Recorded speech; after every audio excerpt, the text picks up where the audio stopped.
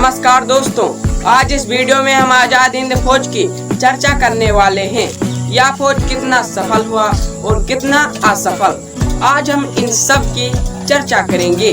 यह सेना किसके द्वारा और क्यों बनाई गई, इस आर्टिकल में हम सब जानेंगे। तो चलिए शुरू करते हैं।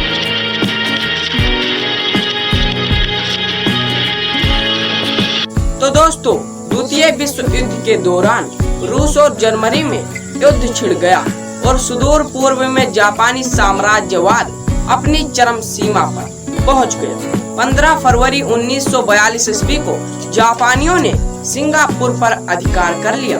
इन परिस्थितियों के बीच 28 मार्च 1942 ईस्वी को रास बिहारी बोस ने टोक्यो में एक सम्मेलन को आहूत किया। इसमें यह निर्णय लिया गया कि भारतीय अफसरों के अधीन एक भारतीय राष्ट्रीय सेना संगठित की जाए। 23 जून 1942 ईस्वी को बर्मा, मलाया, थाईलैंड, हिंद, चीन, फिलीपींस, जापान, चीन, हांगकांग और इंडोनेशिया के प्रतिनिधियों का एक सम्मेलन रास बिहारी की अध्यक्षता में बैंकॉक में संपन्न हुआ। इस दौरान जापानियों ने उत्तरी मलाया में ब्रिटेन की सेना को हरा दिया। वहां पहले भारतीय बटालियन के कप्तान मोहन सिंह और उनके सैनिकों को आत्मसमर्पण करना पड़ा। जापानियों के सुझाव से वे भारत की स्वतंत्रता के लिए जापानियों के साथ सहयोग करने को तैयार हुए।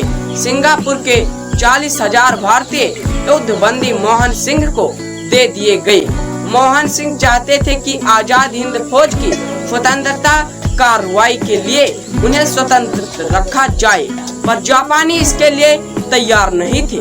एक बार इसी मामले को लेकर जापानियों ने मोहन सिंह को गिरफ्तार भी कर लिया था, पर बाद में छोड़ दिया गया। सुभाष चंद्र बोस फरवरी 1943 ईस्वी में सुभाष चंद्र बोस एक जापानी पनडुब्बी के सहयोग से टोक्यो जापान पहुँचे और उनका वहां भव्य स्वागत हुआ। सिंगापुर में रास बिहारी बोस ने आजाद हिंद फौज का नेतृत्व बोस के हाथों सौंप दिया। सुभाष चंद्र बोस ने दिल्ली चलो का नारा दिया। उन्होंने आजाद हिंद फौज को लेकर हिंदुस्तान जाने की घोषणा की। आजाद हिंद फौज को एक अस्थायी सरकार के रूप में माना गया, जिसको जापान ने मान्यता भी दे दी। 31 दिसंबर 1943 ईस्वी को जापान द्वारा जीता गया अंडमान निकोबार आजाद हिंद फौज के हाथों सुपुर्द कर दिया गया। अंडमान का नाम बदलकर शहीद और निकोबार का नाम बदलकर स्वराज रख दिया गया। आजाद हिंद फौज की जीत और फिर हार। जनवरी 1944 ईस्वी में आजाद हिंद फौज के कुछ दस्ते रंगून म्यांमार पहुंचे।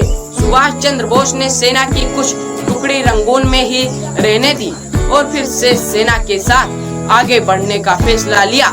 मई 1944 ईस्वी तक आजाद हिंद फौज के कुछ सैनिक कोहिमा, नागालैंड तक जा पहुंचे। यहां मिली जीत के बाद वहां भारतीय तिरंगा झंडा फहराया गया।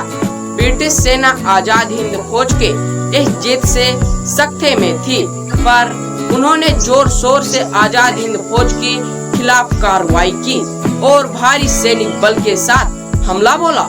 आजाद हिंद फौज को जरूरत के समय जापानियों का सहयोग नहीं मिला और आजाद हिंद फौज की स्थिति चरमरा गई।